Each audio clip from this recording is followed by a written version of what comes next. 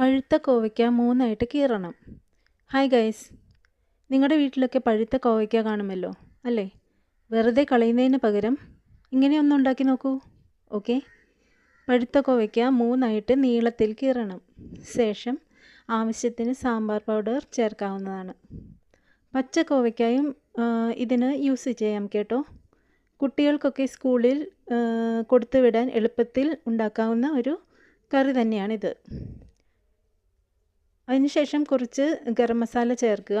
ഗരം മസാല ഓപ്ഷണലാണ്, ഉണ്ടെങ്കിൽ മാത്രം ആഡ് ചെയ്യുക. ശേഷം കുറച്ച് മുളക് പൊടി ആഡ് ചെയ്യാവുന്നതാണ്.